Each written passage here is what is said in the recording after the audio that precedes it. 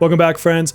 Today's Chaos Zero Nightmare video is all about how do you create good save data. So this is automatically going to also end up being a chaos run guide of sorts. It's not going to be like every single fight and boss, but this should get you set up to take the teams that you want to build and get them good save data for some of these other modes. Unfortunately, you cannot take your save data back into chaos mode. I wish you could, because it'd be fun to refine decks and things over time, but it is a roguelike and it is something that you just have to kind of redo over and over and over again. So with that, there's a lot to cover. I'll put timestamps below in case you want to use them. Let's just dive right in. So the first thing you want to do when thinking about the chaos missions is take a look at which of the different chaos battles you would like to do, because different ones have different elemental affinities. So right now I've got 2 unlocked. I could get the third one, I just haven't done the mission yet. And the first one has the red affinity, second one has the yellow. So if you have characters that you like to use that match that affinity, they will help you. You'll get through the enemies faster, especially if your DPS is this element. So don't skip up on that. That said, we can't unlock all these just yet, so it's not like you can just pick your favorite one at the moment, but do know you get an advantage from that. You can still beat them if you don't have the matching affinity. You just will do less damage. It will take you a bit longer. Second thing you want to do is you want to prepare your combatants, and it really does matter. So think about the team that you want to run. I don't have a huge roster right now, but I've been liking this Hugo, Tressa, Mika team, so I'm working on their save data. And you want to check a couple things. So the first thing is make sure you've at least unlocked this first potential, because this will let you get a random epiphany when you come in the door. And that's obviously going to be a head start to building your deck when you're just starting the battle right off the bat with an epiphany. Getting through all the other nodes, just do that as you can, because that just gives you more power, but do make sure that first one's unlocked. Second thing, make sure you have your partners all the way leveled up. Make sure your characters are all the way leveled up. Pretty basic stuff, but once you unlock that next tier, make sure you go through and actually start, pushing through that. You can see here, I need to do the next veteran mission to be able to get up to the next 10 pack of levels. So just do as much as you can. Those extra stats make a world of difference, especially as you get deeper onto the interior of these missions. After that, you really want to look at your memory fragments. I think early game, you probably don't need to really push these up, but do try to complete your sets. I'm working on Hugo's right now, but you'll see like he only has like a 2-piece set because I haven't found the pieces I need for him. And then if I look at, for example, Tressa, she's running a 2-piece set and a 4-piece set, so I've already gotten some gear for her going. And then Mika, same thing, I need to build out her kit. But not only are you getting some extra stats, you're also getting these set effects. So I think early game, really focus on getting your set effects in, and then as you replace this after so many levels with better versions of this gear, then maybe start investing in actually leveling them up, quite a bit more. All those things are going to help you to have your strongest characters coming in. Besides that, the other thing I would tell you is, make sure you've had a character go into trauma at least once that you're bringing. That way you can go and switch this into the nightmare mode. So if I click on blue pot here and let's just, pick this one, what I can do is click this button on the top right and it switches me into, the harder version. And the harder version is great because you get better cards, you get better gear. It is harder, and I'll tell you my last run, which I did film, but it was super long. My last run, I failed. I got to the very final boss of the interior, and unfortunately I walked in there with Mika already getting ready to be in trauma, or she was in trauma, and I was at like maybe half health, and I got wiped. So you definitely will take some L's. The game is not absolutely the easiest thing ever, especially at the early gear levels. So just understand that you may not complete your run, but you're still going to get better save data overall by going through this mode this way. So that's what I would look at, and then pick your highest difficulty you feel comfortable with. I've been running this at difficulty 3 right now, and I can at least get to the boss. And if I get to the boss in a well enough state and people aren't already in trauma, then I am likely to beat it. It just happens, right? It's a roguelike. Sometimes you get the bad setups. So let's pop in here, and I want to show you, a couple other things. You do want to think about the bosses. So this one says, reduces damage taken when ghouls are present, gains rapid speed whenever a ghoul attacks. This is basically telling me I want to, defeat the ghouls first. So understand a little bit about the strategy. And I would say really have an idea of how you're going to sustain throughout the fights. Shielders are great because you get less stress overall, especially if you fully negate with a shield. Or, you can go with a healer to try to heal most of it away, and understand that you might go in the trauma more frequently, so you might have to plan more stops at camps and stuff like that. So let's go ahead and enter. That's really all the pre-setup. And the only other thing you really need to know is that when you come in on the deep trauma mode, so you can see here, I just got my epiphany cards because of those starting potentials. So I'm getting to start off with, a couple of good cards right off the bat. But then I'm also going to be in a situation where this is going to get abnormal mental states to manifest. And so, increase stress by 1 when entering non-combat zones. So these are your, non-battles. Increase stress by 4 when removing character cards from the deck. Increase stress by 4 when removing character cards from the deck. So these are extra effects that I have to consider as I'm playing through. Now, I will say that none of this has been so significant as to cause like a serious headache when I go through it. So I think the trade-off of getting better stuff is ultimately worth it. And then you always get to pick, your starting card here. I will pick Hope for the chance of extra gear. All right, so now that we're in here, let's talk about route planning. The things you have to understand is how much do you think you can survive through multiple fights in a row, especially if it leads into an elite. Because a couple of the best goals you can have is to cover as many elite battles as you can path through for better chances at better rewards, and to try to land on shops at the fireplaces. So, like either one of these would be good to get to because I can't move from this one down to this one. So I can only do one of these two. So how can I get the most elite battles safely while still landing at these shops? This one has a nice elite right before it. So I would personally be targeting to go from like here to here to here. But you also want to get enough battles that you get enough credits to use at those shops.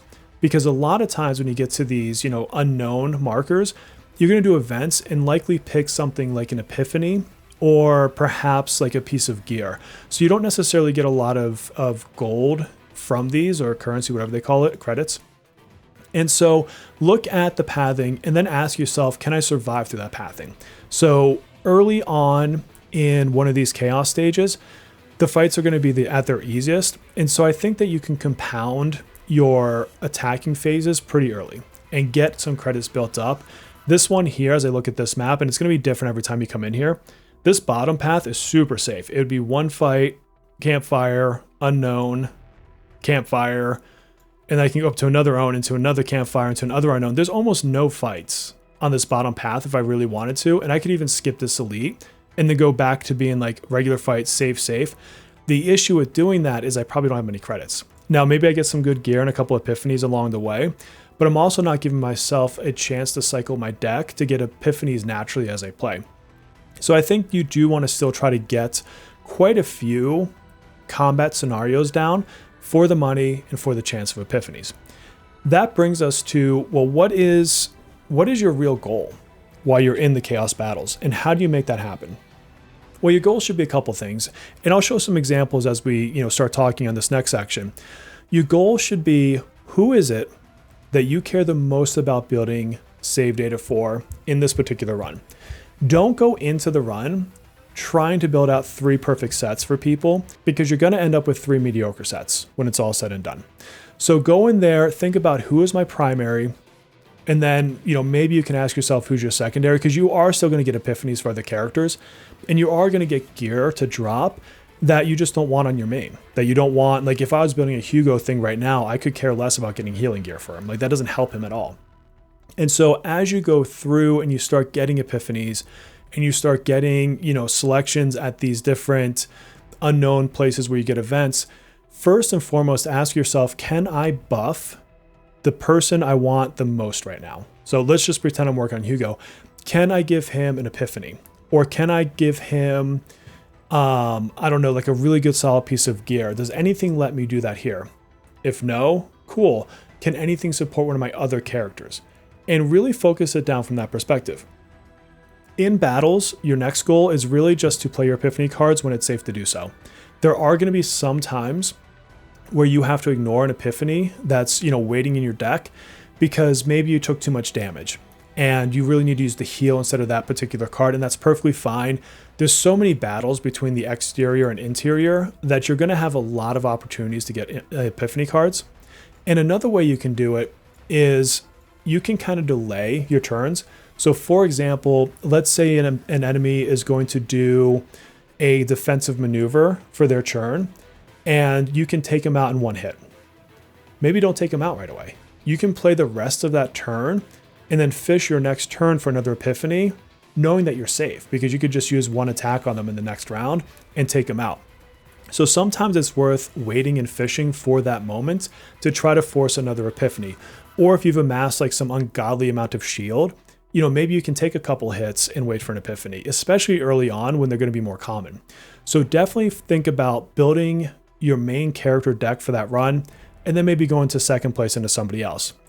Also remember that we're nowhere near the end game. That means that you shouldn't overstress about your early card building decks at this stage of the game. Go for good ones. I'm not saying don't do that, but if you don't have a perfect build, and it's going to be really hard to get perfect builds anyways, don't stress it. You're probably going to delete it in the next run anyways, or a couple runs from now. It's okay to not be perfect, and it's really hard to get perfect. I would say another goal to really look at is take a look and try to find the divine epiphanies. There's going to be a couple places where you're going to see that pop up. It's random. I think I got 2 maybe in my last run, maybe 3. And so when those come up, they're super powerful and they usually have really just amazing effects. So make sure you're reading the effects and pick the ones that make the most sense. But a lot of times if you see a divine one, it's going to be an amazing card. And then also look for places to delete cards. It sounds almost weird. You're trying to build a deck, but you want to delete things. But you do want to remove cards that aren't your main focus. For example, I don't like to have the shield cards on Hugo. And so if I have a chance to get rid of them, I do. Now, this brings me into one of the mistakes I made earlier. I didn't realize, but it seems like you have to at least have 6 cards in your deck. So I got to the end of a run at a really solid deck, and I was like, you know what? I'm in my final shop.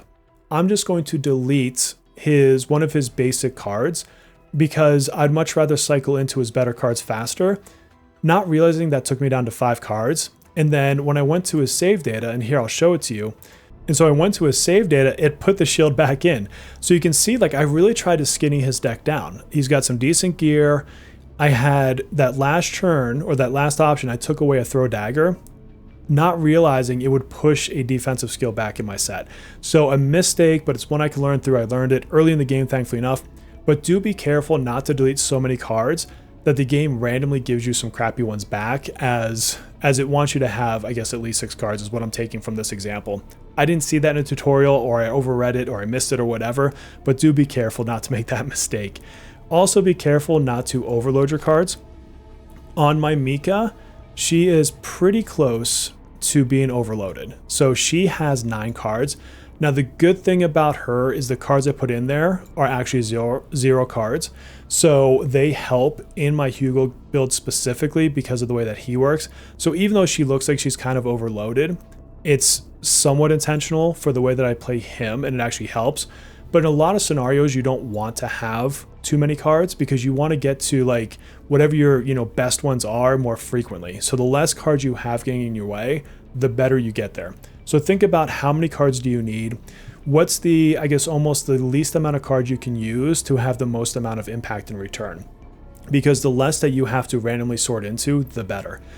Also, don't be afraid of neutral cards. So, you're going to get special cards in your runs that are not for your character. And if you look at my Mika here, I've got 2 of them. So this one, it's a 0 cost card, which gives, Hunter's Mark, whatever it's called, to Hugo. And then once I use it twice, it's exhausted and I get a draw 2. So this is a really good card to build up him while giving me a chance for draw. And then this other one I just picked up, for 1 turn, target action count does not decrease. So this is slowing the enemy down. It's a 0 cost. So I can play this. It gives, more of that follow-up stuff for Hugo, and it doesn't cause the enemy to lose their counter to hit me faster.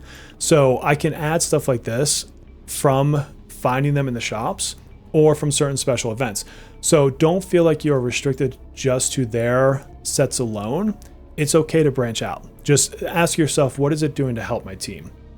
And I think finally, the last piece I'll talk about is the gear. Gear is super random.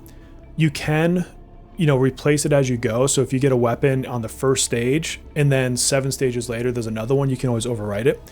But think about when you see it, who is this helping the most? And would I be happy with this sitting on their kit? And so, I got really lucky and I got this extra attack damage 30%, which is perfect for Hugo. But for his gear, like the mid slot, the best I could find were these assault boots. It was better than nothing. So some effect is better than no effect.